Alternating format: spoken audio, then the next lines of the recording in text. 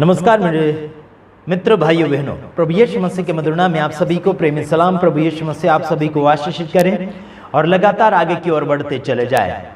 आज मैं आपको कहना चाहूँगा, कुछ और बातें आपके सामने फरमाना चाहता हूँ। एक दादी जी का वीडियो मेरे पास पहुँचा, बड़ा अच्छा उनकी ख्यालत हैं और उनकी क्या बोलना चाहिए कि उनका समझाने का तरीका अच्छा रहा। मेरे पास व्हाट्सएप के ऊपर उन्होंने वीडियो भेजा ताकि मैं वीडियो यूट्यूब के ऊपर शेयर कर सकूं।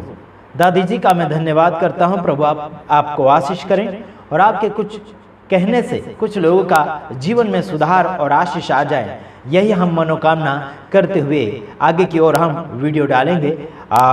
उसके बाद में हम बात करेंगे आगे। चलो आइए अगला वीडियो देखिए, दादी जी का वीडियो। हाँ, आमीन। सबके लिए मैं ये कहना चाहती हूँ कि प्रॉपर्टी जी विजेंद्र सिंह मिनिस्ट्री वाले सब उनसे पापा कहते हैं, तो वो ऐसे लगते हैं कि वो ऐसा कर सकते हैं किसी के साथ में। वे तो इतना नरम दिल है उनका, वो तो सबका भला करते हैं। वो तो मतलब परमात्मा का वचन बता रहे सबके लिए कि मतलब कोई भी भटके नहीं, गंदे काम नहीं करे, अच्छे काम करे।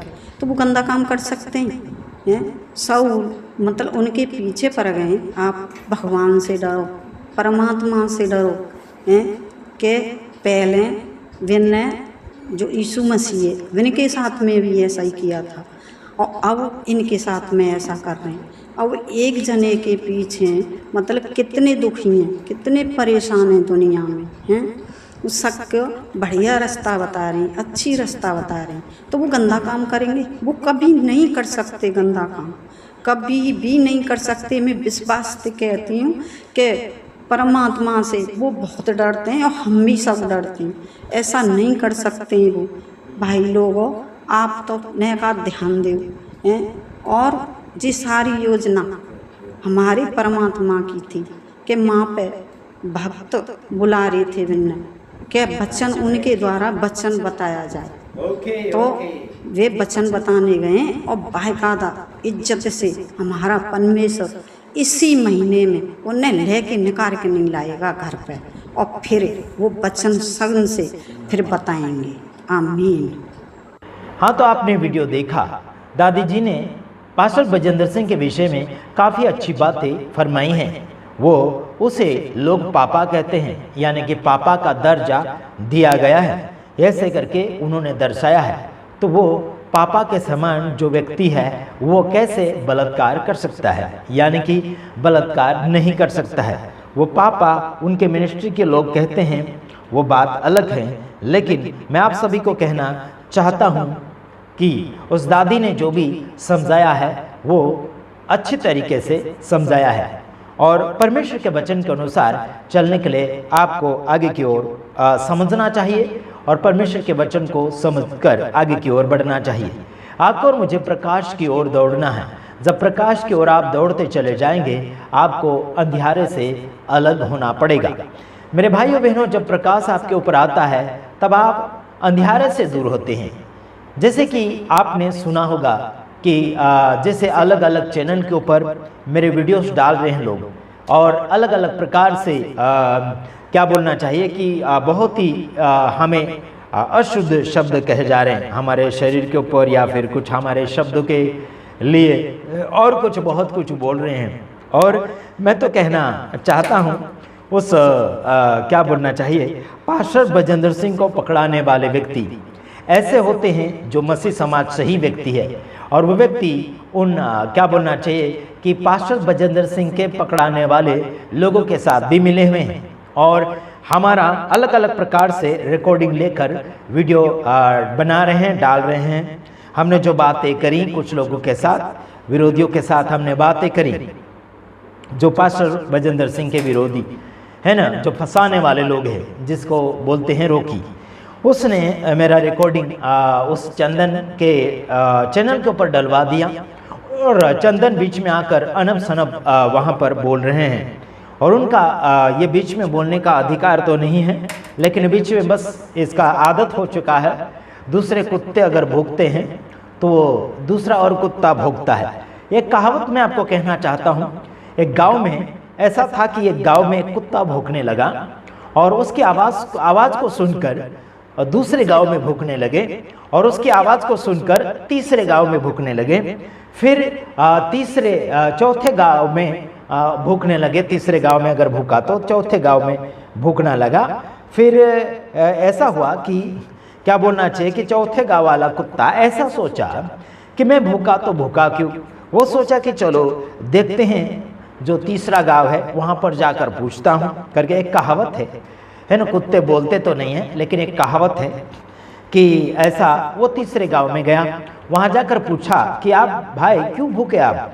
तो उसने कहा कि मैं तो इसलिए भूखा कि वो दूसरे गांव में भूखा गया, इसलिए मैं भूख दिया, ऐसे करके वो कहने लगा। तो वो 3 कुत्ते मिलकर वो पहले गांव में पहुंचे जहां से पहले शुरुआत किया गया था। तो वहां जाकर पूछने लगे कि भाई आप भूखे तो भूखे क्यों। तो उसने कहा, पहले कुत्ते ने कहा कि मेरी मर्जी, मैं कुछ भी करूं, है ना, मैं जो चाहूं कभी भी चाहूं मैं भूख सकता, बोल सकता हूं, है ना। तो ऐसे उसने मर्जी दिखा दी। उसके बाद में उसे वो 3 जो कुत्ते थे उस पहले वाले कुत्ते को पागल कहा। पागल कहकर वो लौट गए। देखो यार, आजकल ऐसे ही हो रहा, पहले वाला जो भोंकता है वो अपनी मर्जी से भोंक रहा है, समझ रहे हैं, लेकिन बाकी जो है उसकी सुन सुन के भोंकने लगे थे।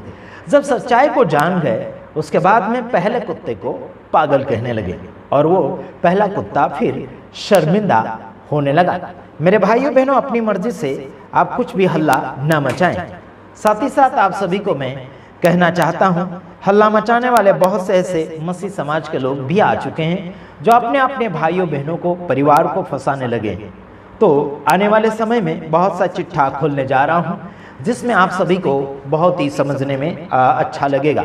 और मैं आपको कहना चाहता हूं, चंदन जो भाई है वो अच्छा खासा पहले प्रचार कर रहा था और हम भी फॉलो करते थे उनके वीडियो को। अच्छा खासा कहीं से कुछ मसीह विरोधियों को जवाब दिया करते थे। प्रभु ने बहुत ऐसे आशीष करें। अभी भी हम उनके विरोधी खास नहीं हैं, लेकिन कुछ ऐसे शब्द है जो इंसान को क्या बोलना चाहिए कि खराब रीति से वो बोलते हैं, वो हमें भी बोलते हैं और कुछ अन्य लोगों को भी बोलते हैं, काफ़ी लोगों को बोलते हैं। और रॉकी के साथ और काफ़ी अलग दूसरे लोगों के साथ भी ये मिला हुआ है। उनके कम्युनिटी के अंदर कुछ चैनल ये पोस्ट करते हैं, वहाँ पर समझ जाना चाहिए कि व्यक्ति उनसे मिला हुआ है।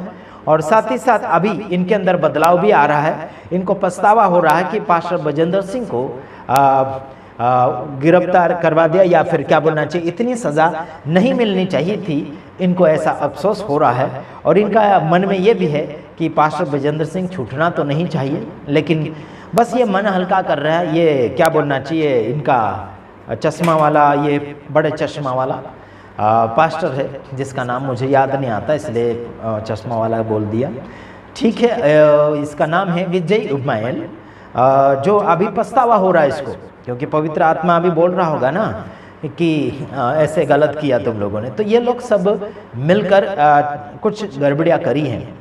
साथ ही साथ अभी पास्टर बजेंद्र सिंह के कुछ लोगों के ऊपर भी ये आरोप लगा रहे हैं। लगाइए, कोई बात नहीं, अगर सबूत है तो लगाइए, उसमें हम कोई रोक टोक नहीं करेंगे।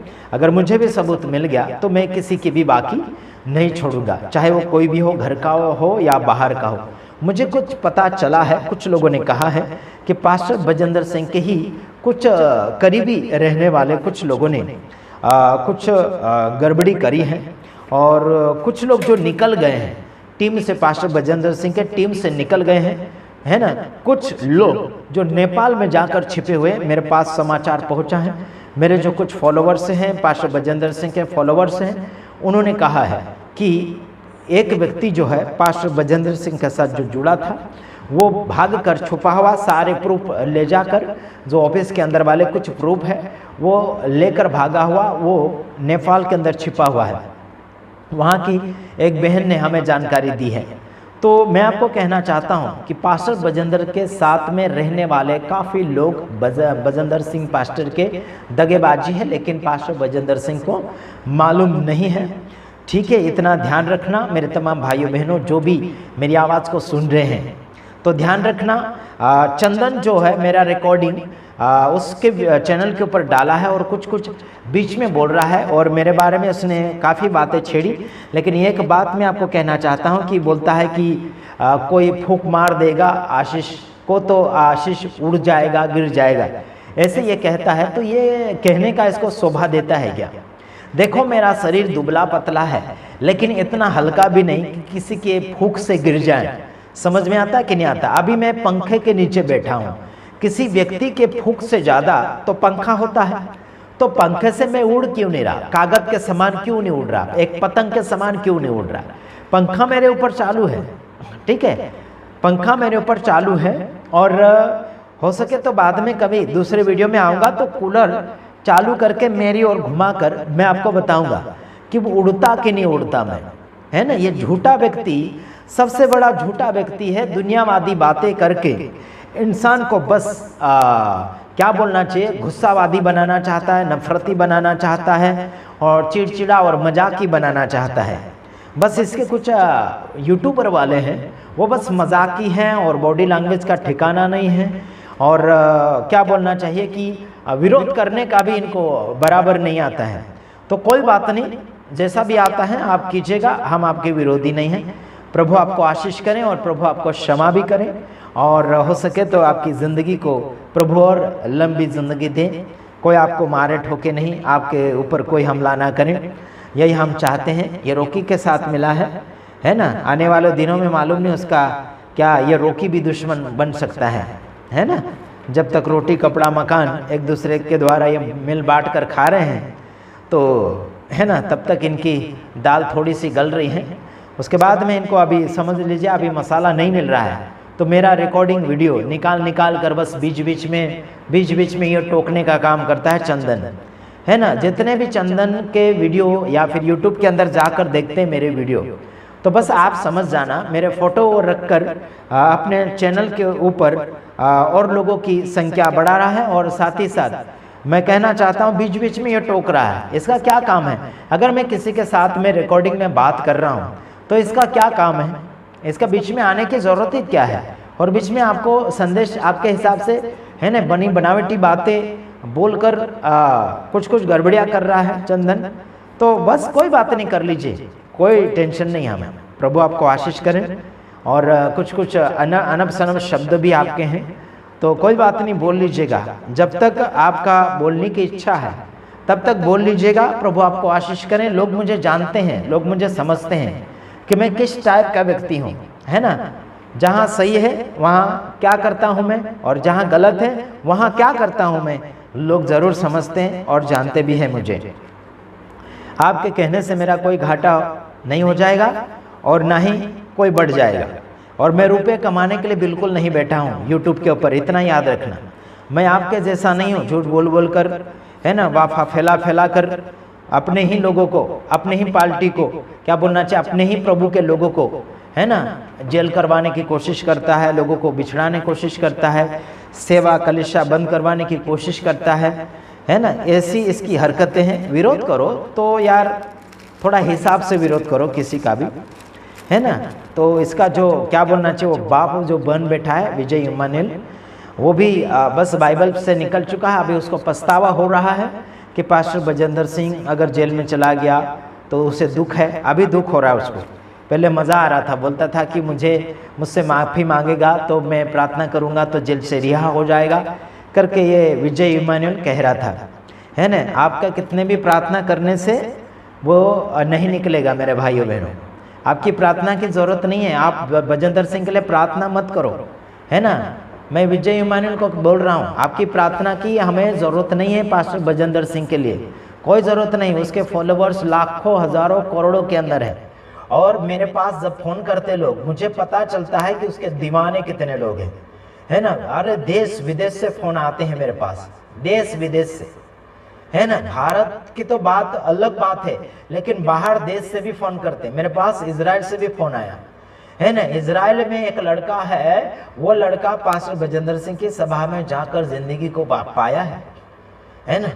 मेरे भाइयों बहनों, पास्टर जिंदगी के यानी कि क्या बोलना चाहिए, पास्टर के कलिशा में जाकर जिंदगी को उसने बनाया है और वो आज इजराइल के अंदर है। वो उसके पास एक नमक की थैली खरीदने के लिए पैसा नहीं था। जब पास्टर बजेंद्र सिंह ने प्रार्थना किया, उसकी जिंदगी कहाँ पहुंच गई है। इजराइल में जाकर मुझे फोन किया, वहीं रहता है वो कई सालों से, और जब उसने मुझे कुछ बातें बताई और क्या बोलना चाहिए कि कुछ भेंटे, उसने कुछ भेंट, थोड़ा सा भेंट उसने उसकी मर्जी से डाल दिया मेरे पास। मैंने नहीं बोला कि लाओ करके, कुछ नहीं मैं बोला, वो अपनी मर्जी से डाल दिया। वो भेंट, थोड़ी सी भेंट मेरे पास डाला उसने, और तुरंत 10-15 मिनट के बाद मेरे पास फोन आया। उसकी लड़की का नंबर बड़े से बड़े अच्छी जगह नंबर लग गया उसका। समझ रहा, पढ़ाई लिखाई में कुछ पढ़ाई कर रही है, बड़े से बड़े अच्छे जगह नंबर लग गया। और वहां पर पैसे देने पर भी नंबर बड़ी मुश्किल से लगते हैं। वो वहां पर उस भाई की लड़की का बिना पैसे से नंबर लग गया। थोड़ी देर पहले उसने मेरे पास कुछ भेंट भेजी, और थोड़ी देर के बाद वो फोन करते हैं कि हमें ब्लेस्ड मिल गया है। प्रभु का शुक्रिया अदा करते हैं, प्रभु की स्तुति हो। धन्यवाद भाई, अगर मेरे वीडियो को आप सुन रहे हैं, प्रभु आपको आशीष करें। साथ ही साथ एक बात बोलकर मैं समाप्ति की ओर जाऊंगा। यीशु मसीह की जब परीक्षा हो रही थी, जब यीशु मसीह को सताया जा रहा था, यीशु मसीह को मारा पीटा जा रहा था, लोग उसकी आंखों के ऊपर पट्टियां बांधकर उससे कहते थे कि भविष्यवाणी कर, तुझे किसने मारा। उसके कपड़े को फाड़ रहे थे, है ना, चिट्ठियां डाल रहे थे, बांट रहे थे, और क्रूस के ऊपर यीशु लटका हुआ, उसके जख्मों के अंदर से क्या हो रहा था कि खून की धाराएं यानी कि बूंदें टपक रही थी। और जब यीशु मसीह ने कहा कि हे पिता, इन्हें क्षमा कर, ये नहीं जानते कि ये क्या कर रहे हैं। मेरे भाइयों बहनों, आपके और मेरे साथ जो हरकतें कर रहे हैं, आज मसीह समाज के लोग ही आपके और मेरे ऊपर उंगली उठा रहे हैं। डरने की कोई बात नहीं।